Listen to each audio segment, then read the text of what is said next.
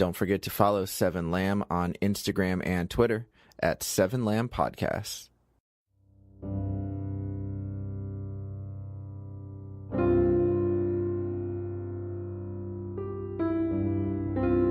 Seven Lamb Productions presents The Walk, Episode 15.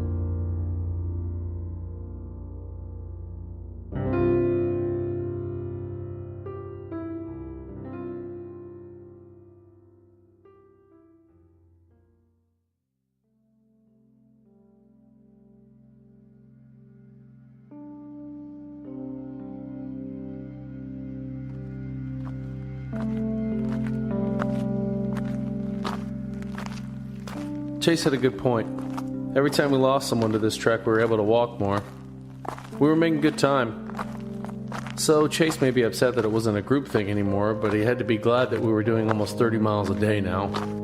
I was still upset. I continued to feel like a third wheel, and the fighting between Chase and Liz was becoming more and more common. One day they'd be good, the next day fighting. Just back and forth for days.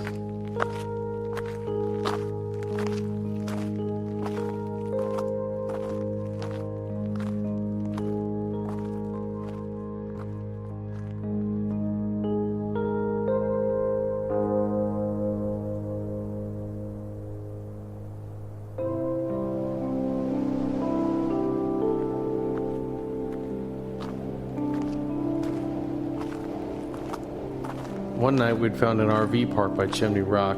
Chimney Rock was a large rock that looked like a chimney. Clever name. It was hard to miss since surrounding it was mostly wide open fields. It was 8 o'clock. The sun was going down. The schedule says they're only open 9 to 6. We could probably set up anywhere. It's all gravel. I don't want to sleep on gravel. You see any grassy spots? Over there. That's not even in the park. So?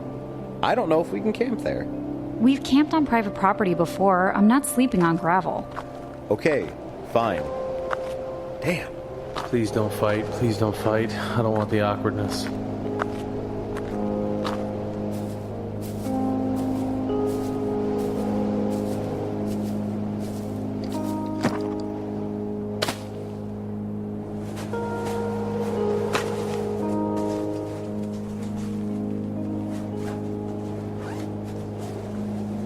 After the sun set, we sat at a picnic table and watched large lights turn on, illuminating the large rock in the distance.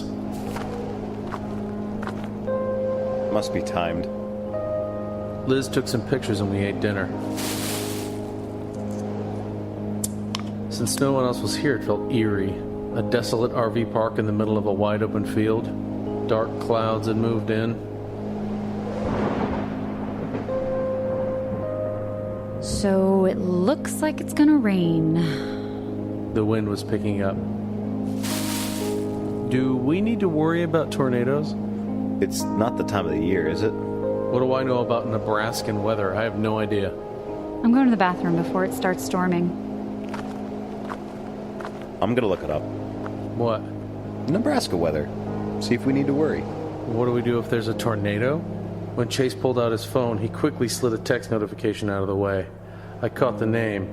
Kelly. Kelly? Chase didn't even look to see if I noticed. He just continued to his weather app. You're supposed to find a ditch, right? What? For a tornado. You're supposed to climb into a ditch, right? Where are we going to find a ditch? It's all flat around here. What, are we going to quickly dig a ditch? Yeah. Can you imagine? We hear a tornado approaching, and we all jump out of our tents and start digging into a hole in the ground with our bare hands. Screw that. I'd break a window in that office over there, climb in, or hide in the bathroom. Hide from what, coyotes? Tornadoes? Well, won't be able to hide in the bathrooms here. The doors are locked. But the bathrooms are on the outside of the office. You didn't see them when we walked up? Yeah, I know. In the back. Locked. Even the men's room. Ugh, this sucks. Now I gotta pee out here. There's no bushes to go behind. John and I will close our eyes.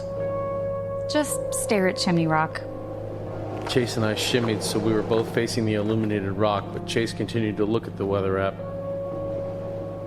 4G is slow. What are the odds of a tornado? Here we go.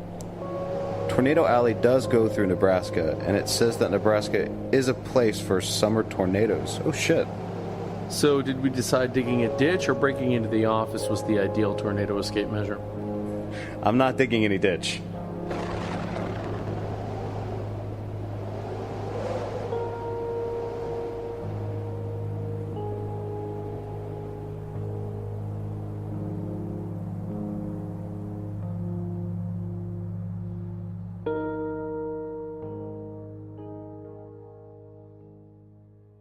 The storm didn't end up hitting us, so we experienced zero tornado trouble. The next day we packed up our stuff and left. The owners of the RV park never showed, so we just left and jumped back on 26. This son of a bitch hasn't found a job yet. Really? Yeah, hung out with him yesterday. He says he's been actively looking, but I think he just realized how hard the walk was and quit. Well, at least he found out early on. Is that a slight against me? No. Okay. It's not, really. Anders was talking about Isaac and his job search. Anders called while I was listening to podcasts. What did Isaac say about your leg? Nothing. He asked how it happened, and I told him I was attacked by a bear. But then you told him the truth about how you got beat up by a rock? No, I'm sticking with the bear story. Did you at least tell your parents the truth? That is the truth. It was a bear, John. A bear. Don't make me look like a fucking wuss. You do that well enough on your own, Anders. You still in touch with Flower Bikini? Nah, not really.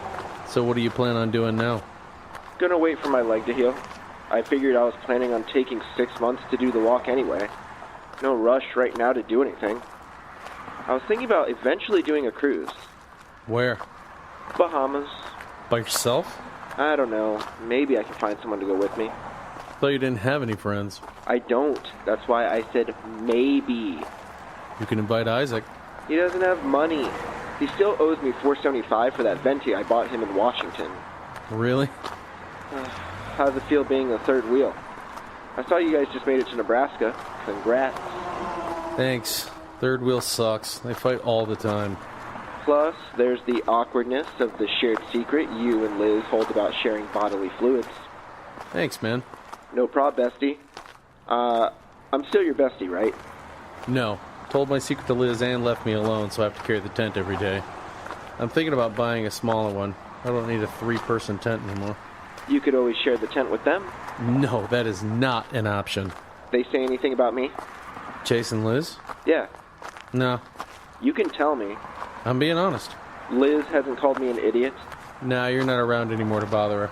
I doubt that's enough to change her view of me. I'm not saying she doesn't still think you're an idiot, just that she hasn't brought it up yet. I can't decide if you're being nice or condescending right now. Take some time to think about it. I'm in a cast, sitting on the couch, watching reruns of Hell's Kitchen. I have plenty of time to think. I talked to Anders for another 10 minutes until I got another call. I thought it'd be my mom, but no. It was Dad. No thanks. I ignored it.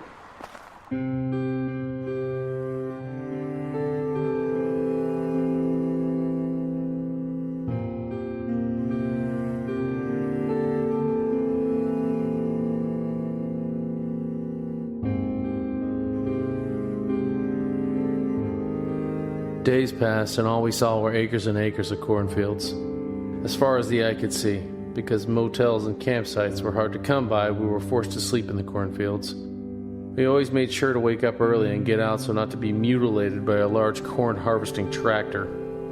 We knew farmers were up at the crack of dawn. Instead of walking along the interstate, we walked along Highway 30, which ran alongside the interstate. Mid-July was hot, the hottest it had been for us yet. Holy shit! It's 100 degrees right now. Oh, we can't even get under shade because there is no shade. I don't think we saw a tree this week. Oh, I forgot what trees look like. Dying. And I'm almost out of water. Me too. How far is the next town? GPS isn't working. But I see the blue dot right there. It's showing where we are, but I can't do a search. Great. I'm almost out of water, too. All we need is a gas station. Or a lake. We may actually have to use our life straw. And not for fun. This was the first time where water was actually an issue. Because it was so hot, it was hard not to drink all of our supply. I tried to conserve as best as possible, but I was sweating so much it looked like I jumped into a pool. Hours passed and I eventually ran out of water. Well, this is a first. I'm completely out. Me too. Well, I mean, we have to be close to something, right? We have to keep going regardless. I'm not seeing any streams or rivers or lakes on the map. But it won't even let me zoom out. We need that oasis in the shape of 2 golden arches. Another 2 hours passed and we saw a small pond behind a fence. There was no house and no cars were driving by. Do you want to try that? The water was murky, but I was thirsty. How thirsty are you, babe? Thirsty, but I don't know if I'm that thirsty. Let's see how it is.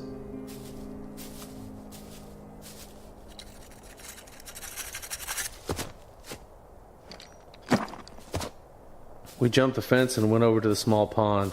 I touched the water. It was hot. Jesus. Touch it. Ah, look.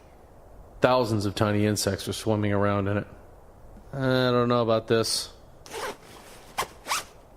The life straw is supposed to filter everything. Except taste. Screw taste. I'm worried about the odd-looking bugs. It comes down to how thirsty are you. We could always flag down a car if need be. I'm trying the life straw. Can't believe we made it halfway across the country without having to use the life straw, but now... Hey, that's why we got it. I got on my knees and bent over to the water. The tiny insects fluttered underneath the surface. If you're not going to use it... I am. Shit. I stuck the straw in and drank. Oh, man. That is gross. Oh, it's that bad? It's pretty bad. Here. Liz drank, then Chase. Drinking that?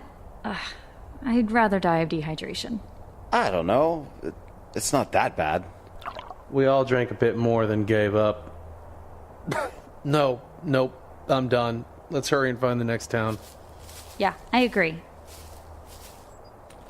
I put on more sunscreen, which made me just a white, slimy mess. We jumped back on the highway and eventually made it to the small town of Grand Island. They didn't have a McDonald's, but they had a Wendy's, and that was just as good. We all got Frosties and replenished our water. We waited till about 4 before we continued our trek.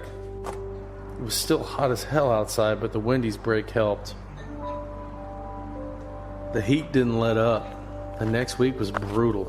It was nearly 100 degrees outside every day. One day, it even hit 102. Every gas station was a resting point where we refilled our water and downed a few Gatorades.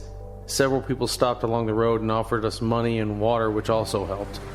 Everyone who stopped to check on us were really nice. Several times cops would stop just to make sure we didn't need help. One cop even offered us his lunch, which we gladly accepted. Besides the heat, things were going well. Till one night, when we couldn't find a place to camp.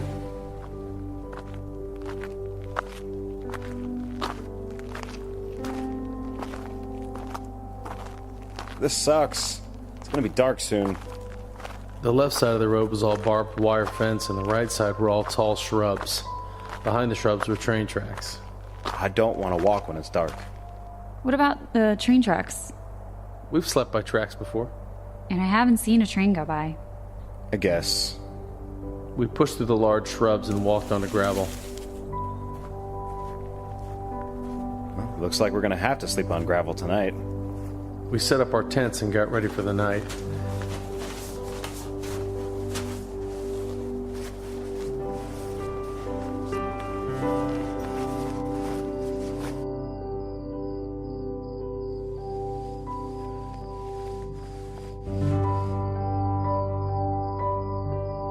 Everything seemed fine until 1 o'clock in the morning when a train zoomed by.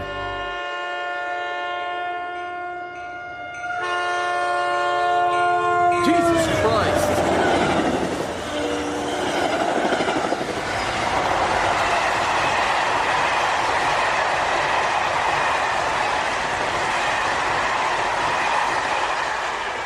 It scared the shit out of me. We were so close to the tracks that the gravel bounced around the tents. Did that scare the shit out of you, John? Hell yeah, it did. Eventually I was able to go back to bed, but then at 3, another train passed. Jesus fucking Christ!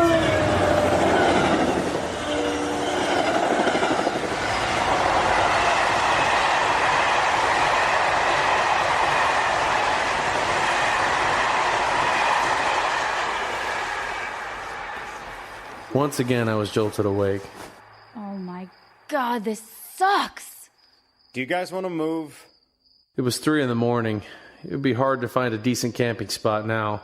We decided to stay put and hope another train didn't pass.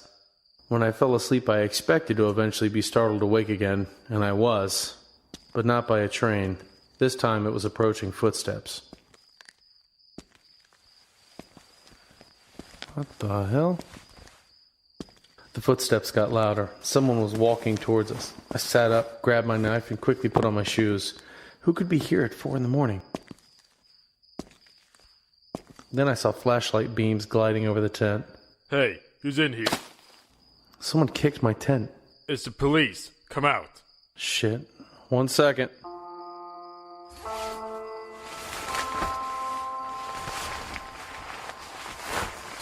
Outside my tent stood 2 cops holding flashlights. They shined them in my face, making me squint. What the hell are you doing? I was sleeping. You can't sleep here. What are you thinking? Hey, whoever's in this tent needs to come out too. We're coming out. How many are there? 3 of us. What in the hell are you guys doing here? We're walking across the country? The cops didn't seem impressed or interested at all. You can't sleep by railroad tracks. It's illegal. We could take you 3 in right now. Well, we need a place to sleep. Well, you can't sleep here. Okay, well, where then? Don't know, but not here. We patrol these tracks. We got a call from one of the conductors telling us that there were tents set up beside the tracks. That forces them to slow down the train. And time is money. That's right, time is money. We really could take you in. We've never been to Nebraska. We're walking across the country. There's no place to camp. The other side of the road is completely fenced off with barbed wire. Not our problem. Thanks. Time to pack up. These guys weren't too pleasant. They forced us to pack our stuff and followed us back to the highway. The road was barren.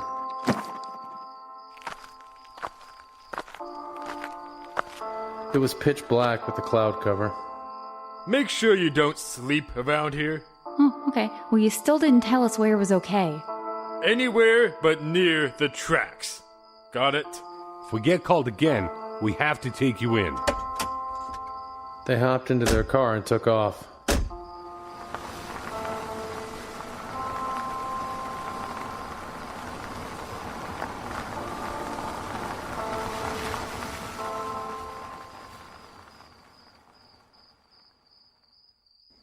What the hell? So what, they just leave us out here in the dead of night? Fuck their precious railroad. What do you guys want to do?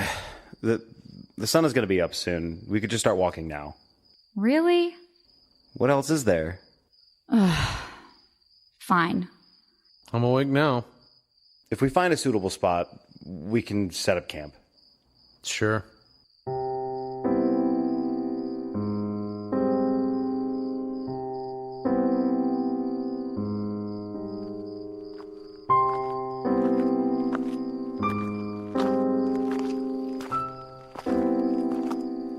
It was completely dark. We were in the middle of Nebraska and walking along the highway. It seemed dangerous, but we had no other choice. Thanks, railroad police.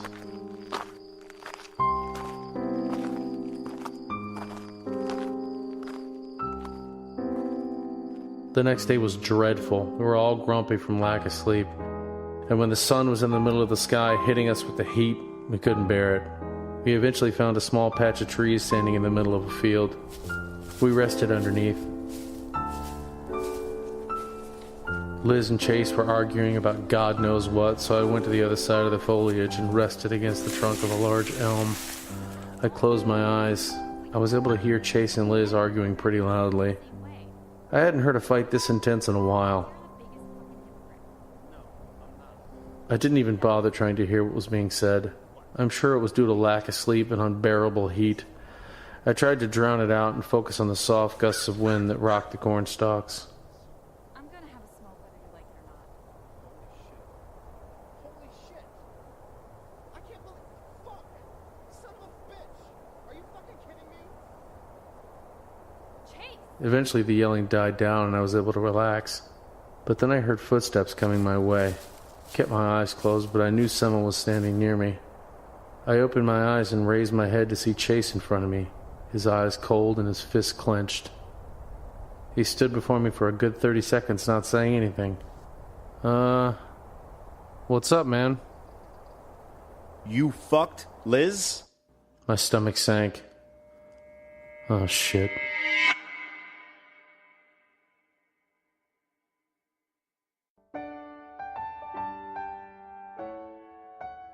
The Walk. Written and edited by Robert M. Lamb.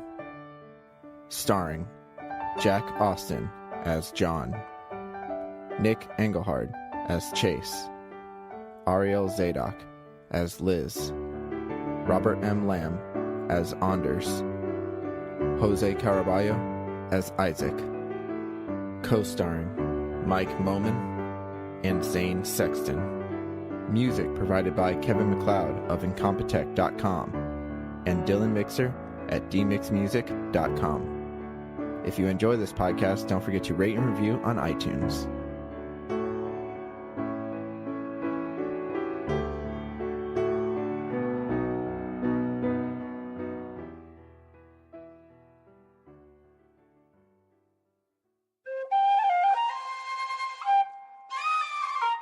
This has been a 7 Lamb production.